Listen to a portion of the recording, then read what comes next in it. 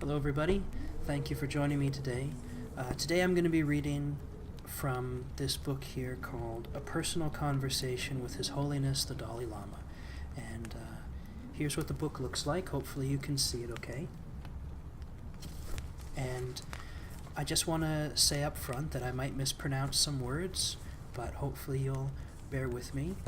And apart from that, I just want you to imagine, while I sort of set the scene, that you've been exploring the Himalayan mountains, maybe up along the Tibetan plateau. You're just out climbing this mountain range. Maybe you want to go to Mount Everest, and you're high above the rest of the world, and it's just serene, it's quiet. Snow is gently falling, the crunch under your boots of the snow. It's very satisfying.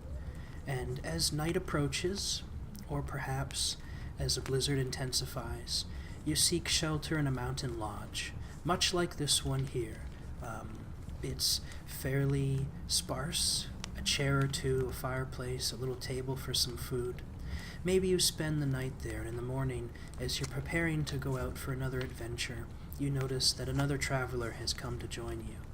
And maybe off in the corner, with like a cloth draped over himself to protect him from the cold. At first you don't know who it is. And then he pulls it off, and you sit down next to him, and you start to talk, and you realize that it's the Dalai Lama himself. And you start to have a conversation with the wind howling outside, the snow falling, and the fireplace in the background. And so with that in mind, let's begin, shall we? Even people who know hardly anything about Buddhism or Tibet pay attention when they hear the words Dalai Lama. For many people, the sound evokes the snow-covered mountains of Tibet with colorfully dressed inhabitants and artistic thangkas. What does the office of the Dalai Lama mean to you personally? And His Holiness replies, as you can imagine, there are high expectations of the Dalai Lama everywhere, and many people respect me. But I am a human being like everyone else. I am a monk who should be more concerned about others than about myself. Every day I try with all my might to work on perfecting myself. We call this Bodhisattva, the mind of enlightenment. This is the altruistic desire to attain enlightenment in order to free all sentient beings from their suffering. In a prayer from the 8th century, this desire is expressed in these words.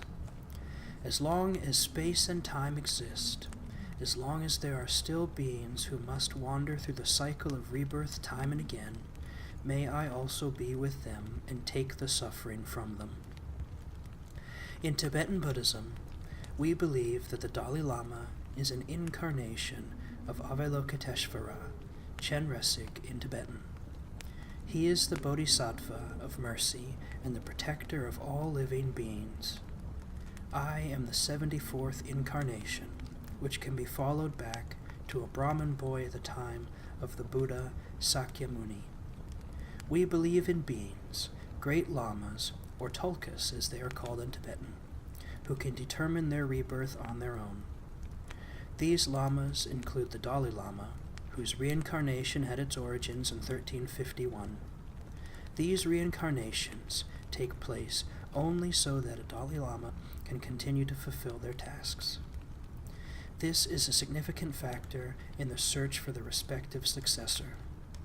According to our beliefs, there is a spiritual connection and a karmic force that enables me to assume the role of the Dalai Lama.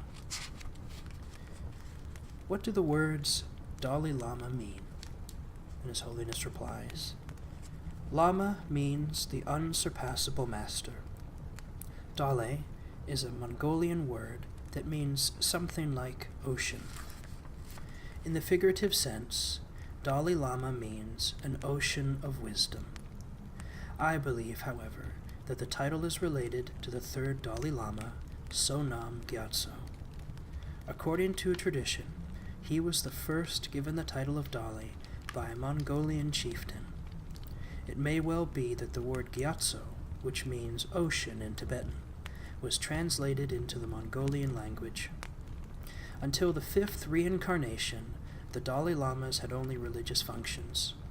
The fifth Dalai Lama was the first to assume the leadership of the state as well, so that political and religious leadership became unified in one person. In Europe, it appears that the spiritual and the worldly forces have never truly succeeded in working together in harmony.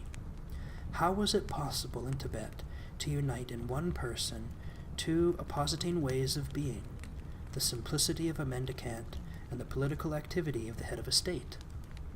His Holiness replies, "Whether as a monk or as the head of state, for me the meaning of life is to help others, especially the 6 million Tibetans who place all their hopes in me. As a result, I carry considerable responsibility on my shoulders. Of course, I primarily see my mission as helping my people and serving them with my total dedication. When we sincerely help others, we benefit doubly because at the same time we make ourselves happy. How I do justice to my role largely depends on me. Only when I succeed in truly fulfilling my mission does the office of the Dalai Lama become something useful. But for me, my personal integrity and the authenticity of my motivation are certainly what is decisive, separately from whether or not I, as a politician, can achieve the goals of my people. On the other hand, obviously, it is also dangerous if the Tibetan people expect that the oppressive circumstances in our homeland can be changed by a single person, even if that person is the Dalai Lama. This is not just about today. We must also find solutions for the welfare and survival of our nation and future generations. This is my main concern. Originally, I was not at all prepared for this task in world politics. When I took over the government in 1950 at the age of 16, I completely lacked political experience. I could hardly deal with the diplomatic practices. This has changed in the meantime. I've benefited from any experiences over the decades and my numerous contacts with political leaders and other important figures. Your Holiness, you said that you were inadequately prepared for the important role you play in world politics today. Is there a special education for the Dalai Lama? His Holiness replies, I did not have any other type of training other than what is customary for Tibetan monks. At the age of 13, I began to study philosophy, the proper defining of terms, and the art of debate. Then the art of calligraphy. After writing lessons, I had to memorize Buddhist texts. My curriculum consisted of 5 major and 5 minor subjects. The major subjects were dialectics, Tibetan art and culture, grammar and linguistics, medicine, and Buddhist philosophy. The 5 minor subjects were poetry, music and drama, astrology, metrics and expression, and vocabulary. The doctorate required Buddhist philosophy, logic and dialectics, and epistemology. In 1959, while I was still in Tibet, shortly before my flight into Indian exile, I completed my studies with an exam, a disputation in front of thousands of people. I had the title of Geshe conferred upon me, the highest philosophical degree. I also gained many insights by meditating several times a day on a regular basis. We have 2 main types of meditation. One focuses on concentration, inner peace. The other involves analysis, deeper insight into things. In my own meditation practice, I am mainly concerned with compassion, with differentiation between the self and others, and with the way all things and living beings, especially human beings, are interdependent on each other. I pray, meditate, or study every day for at least 5.5 hours. I also pray during the rest of the day whenever I get the chance. We have prayers for everything that we do. For Buddhists, there is hardly any distinction between religion and everyday life. My most important school was life itself, with its enormous challenges and the many difficulties that my people have to face. My fate as a refugee has frequently brought me into desperate, almost hopeless situations. It has constantly forced me to confront naked reality. Under this constant pressure, I, time and again, have had to prove my outer decisiveness and my inner strength. This was above all about not losing courage and hope. The daily meditation and my life experience are the two areas to which I probably owe the greatest debt. As a child in the gigantic Potala Palace, separated from your family, weren't you very secluded from the rest of the world? His Holiness replies. The protocol for the life of a Dalai Lama was very strict at that time. My life was characterized by routine. I cannot remember the precise hourly schedule, however, because at that time Tibetans did not place much importance on living according to the clock. Things started and ended as they happened in the moment, and without any haste. In this respect, I was an exception because as a child I was already interested in clocks. Repairing clock mechanisms is still one of my favorite activities. Even as a child, I didn't care for formalities. I was especially close to the kitchen manager. From my servants, who treated me like any other little boy, I already learned quite early that life could be difficult for common folk. They told me that there were unjust, high government officials and lamas who often made very arbitrary decisions. At a young age, I recognized that the leader of a people needs to be connected with common folk. It is easy to be persuaded by advisors and officials into making decisions that are in their own interests. Along the way, the genuine concerns of the people can be overlooked. You said that the Dalai Lama is the reincarnation of a Bodhisattva. Could you please explain what this means in Tibetan Buddhism? His Holiness replies. For us, a Bodhisattva is a being of enlightenment who forgoes Buddhahood, meaning complete enlightenment, out of compassion for all other beings until he has helped liberate them. A Bodhisattva reincarnates at his own wish, so he voluntarily decides to remain in the cycle of rebirth in samsara to help others. He wants to take on the suffering of others in their place. This is called the practice of giving and taking, in which the suffering of others is taken on and one's own happiness is given back to them. A symbol for the way in which the Bodhisattva has overcome the desires and passions of life is the lotus blossom. This very beautiful flower grows in the mud, yet its white color remains unscathed by the dirt. A power that makes us resistant to the chaos of becoming and dying grows out of this. Bodhi means understanding the actual nature of reality or wisdom, and a sattva is someone who acts out of all-encompassing compassion. According to the Bodhisattva ideal, we should strive to practice never-ending compassion with infinite wisdom. My path is that of a monk. This means that I follow the 235 vows for a monk. The 4 main vows prohibit a monk from killing, stealing, and lying about his spiritual knowledge. A monk must also strictly keep the vow of chastity. These rules free me from many distractions and worries of everyday life. We often see pictures of Tibetan lamas dressed in magnificent silk robes. Is there a reason why Your Holiness is always dressed very simply? His Holiness replies, I wear the robes that are customary for a Tibetan monk. In keeping with tradition, this consists of different pieces and is intended to remind us of patched garments and so symbolize poverty. This clothing has absolutely no meaning in terms of spiritual development, however. In the Tibetan tradition, the great lamas are often dressed quite splendidly. They wear various hats, differentiated by shape and color in keeping with their office. Whenever I meet a lama dressed in this way, I admonish him. Our true master is the Buddha, and he did not own a hat. We are just students.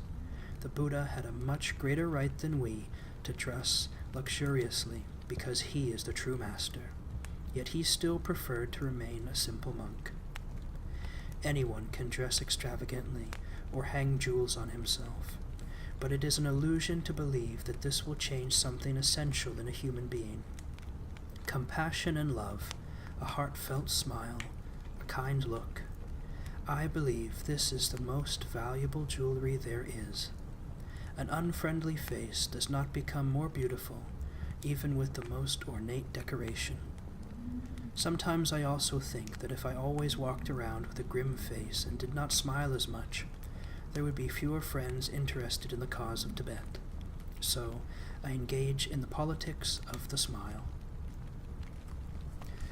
Your Holiness, because you no longer consider the Tibetan social system appropriate for our day, the first thing you did when you drafted the Constitution in 1963 was to restrict the power of the Dalai Lama, and you said in your 1988 speech in Strasbourg that you would not want to play an active role in a new government of Tibet. Will the Dalai Lama be only the spiritual head of Tibet from now on? His Holiness replies, I will do whatever is best for my people. I have decided that I will hand over the role of political leader in a free Tibet. Then I will be just the spiritual head. After all, the Dalai Lamas originally only had religious tasks to fulfill. I will transfer my political office to a Tibetan elected by the people. Under what conditions would the Dalai Lama return to Tibet? The majority of Tibetans who live in Tibet, especially the young people, think that I should not return at this time because I can represent the cause of Tibet much more effectively from abroad. The most important precondition for my return is that the Chinese accept my suggestions and that the people in Tibet are truly satisfied with the political situation. Is there someone who represents Your Holiness in Tibet? In Tibet itself, there is no one. There is only an indirect exchange through the Tibetans who come to India on pilgrimages and then go back again, or through people who are allowed to visit their relatives in Tibet. A great deal of information flows to Tibet through such contacts. Of course, the media also helps us.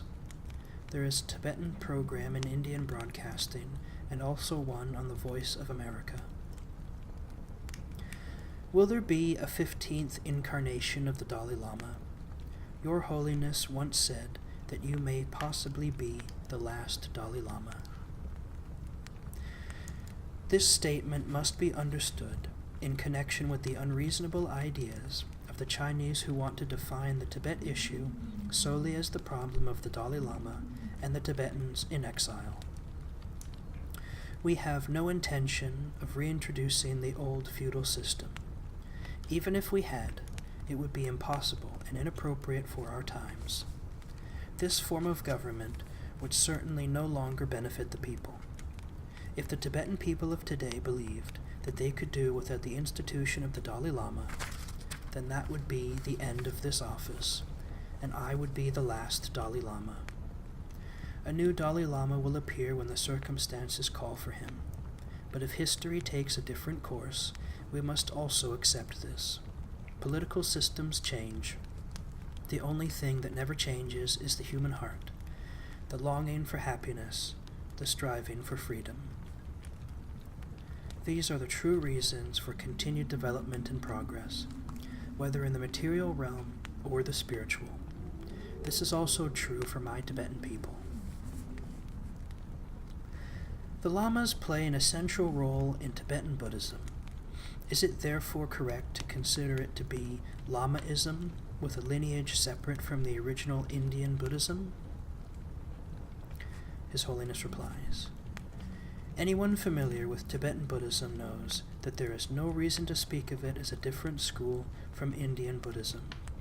So even if the Tibetan monks and nuns look different from the Indians externally in their clothing, we do follow the ancient Indian texts in all of the important respects.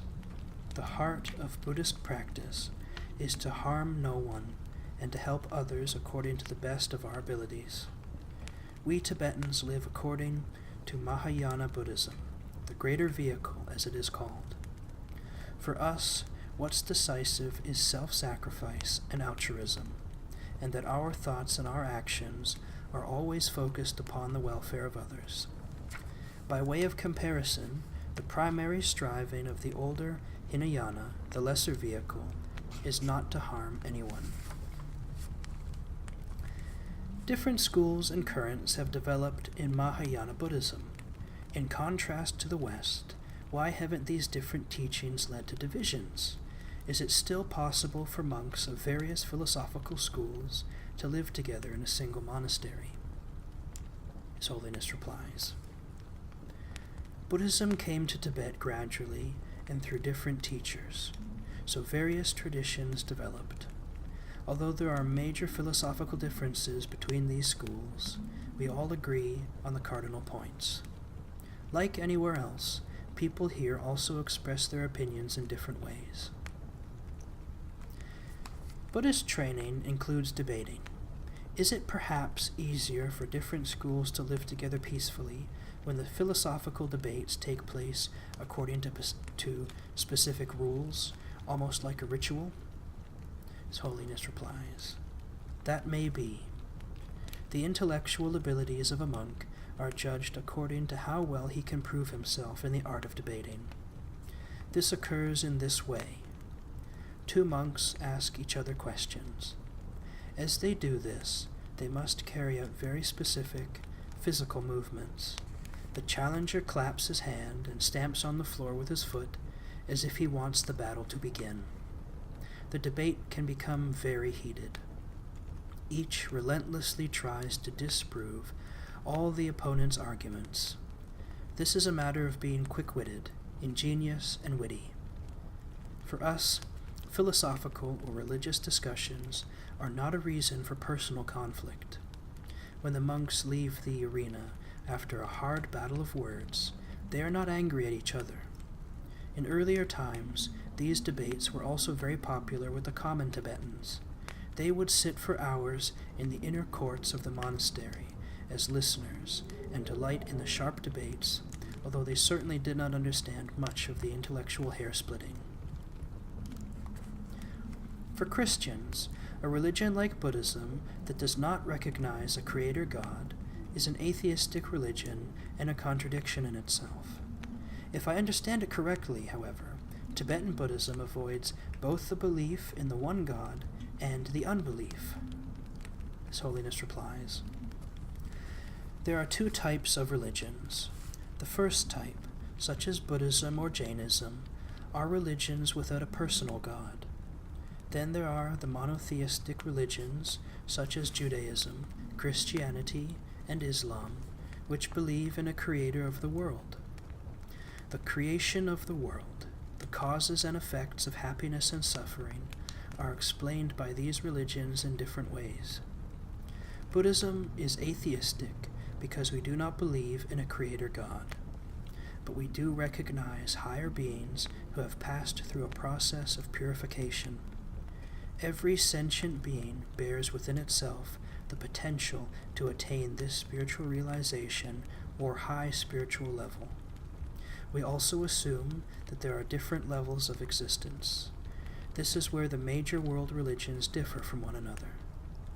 Buddhism is based on the Four Noble Truths.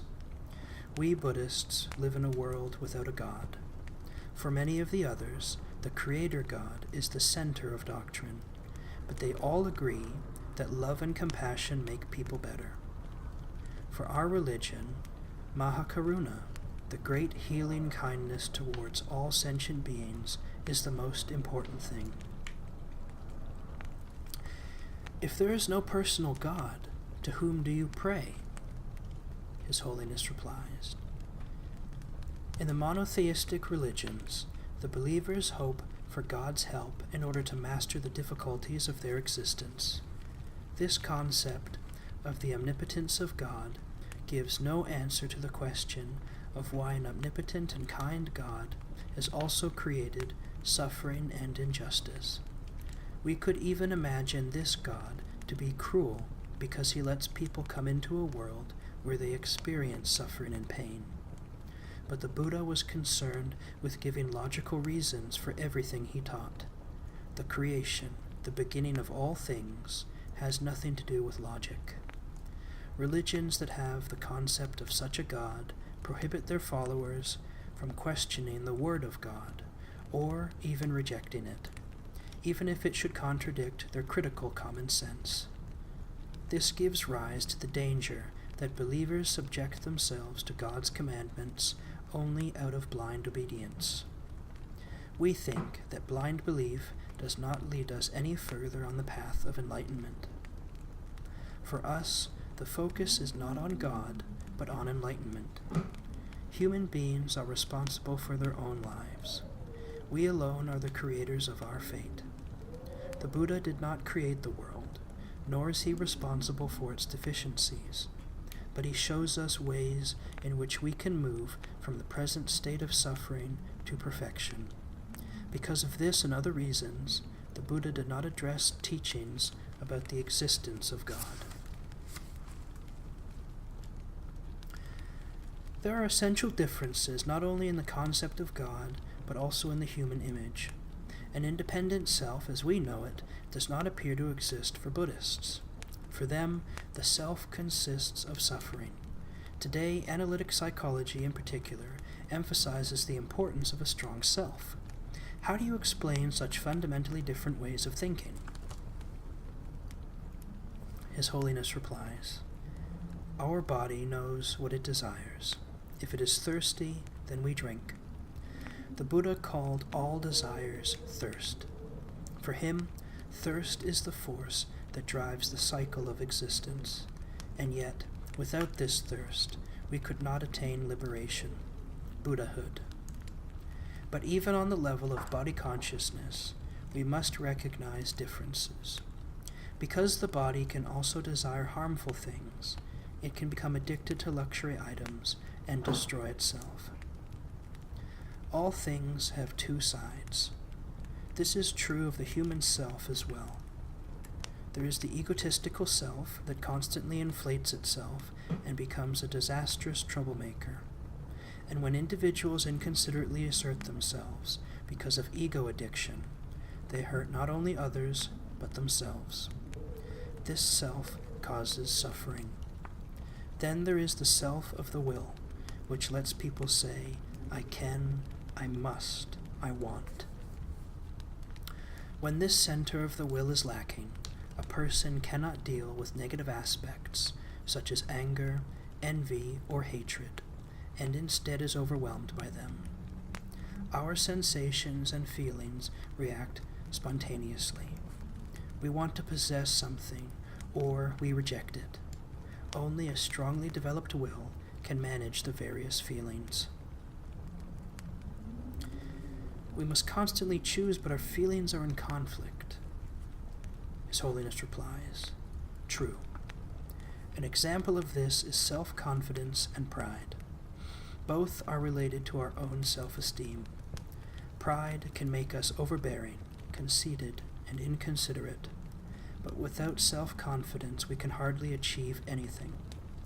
Humility can be pathological shyness, the feeling of helplessness, or it can be a magnanimous service to others, the courage to serve. Anger can often make us violent, but we can also become incensed about injustice and then take a stand for justice. When I was young, I became angry easily. This may run in my family because my father had a similar temperament. But today it is possible for me to control my fits of anger through spiritual, mental exercises. We should not stop exercising our mind because that is the only way for the intellect to differentiate between what is beneficial for it and what harms it. In order to strengthen this attitude within myself, I visualize the following image time and again. I am standing alone, and facing me is a large crowd of people. And I ask myself, whose interests are more important, my own or those of the countless other people? Feelings are like plants or fruits. Some are very beneficial for people, but others are poisonous and should be avoided. I recently visited the Holocaust Museum in Washington. For me, it was a symbol of what people are capable of, in both the good and the bad sense. Here were horrible pictures showing the tribulation of the Jewish people, and there were pictures of people who sacrificed their lives to save others. Even love and hatred appear to be similar to each other, and yet they have such different effects. Loving desire often changes into its opposite and becomes consuming hatred. Hatred is always harmful and drives people to commit the worst atrocities. We have the free will to decide whether we want to hate or love. Can we compare Mahakaruna, great loving kindness to all sentient beings, and the main element of Tibetan Mahayana Buddhism, with Christian brotherly love, of which it is written in 1 Corinthians? Love does not insist on its own way. It is not irritable or resentful. It rejoices in the truth. His Holiness replies, that is difficult to say. Perhaps they are different in that Mahakaruna is compassion but not sympathy. I don't know whether this distinction also exists in Christianity. If we pity another person, it can easily happen that we look down upon the other's life and fate. We certainly do not want this to happen. From the Buddhist perspective, loving kindness says that we truly take the other person seriously. The love must also be uninhibited and must not stop with the sympathy that we feel for our friends or our own family. It must include our enemies. In my native language of German, the word love includes a broad spectrum of feelings. In any case, we think of a heartfelt and strong feeling of affection. The form of love that you are speaking about is also based on clearer insight. It also includes people that we do not find likable.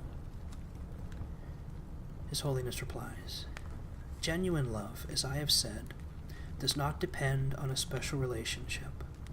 It does not need a personal bond. This is why we must learn not to confuse feelings of affection or falling in love with true love. All too often, friendliness towards our fellow humans disappears when personal affection disappears. In that case, we are nice to someone only as long as we like that person. Mahakaruna, great loving kindness toward all human beings, is the basic attitude of Mahayana Buddhism. For us, it is the most precious thing. We say that it will exist as long as there are suffering beings. We can let our compassion become greater and greater because there are no boundaries to loving kindness. The belief in reincarnation is important for this way of thinking because in the wheel of rebirth, in the eternal cycle, all beings become mother and father to each other. So I think that I'll stop for now and call that the end of part 1. There are many more parts to come, but as an experiment I thought that I would read this for you. So I hope that you reflect on what we've talked about, and this lodge will always be available to you. I hope that we can come back and share stories again sometime soon. Thank you for watching, and I'll see you on the next episode. Bye for now.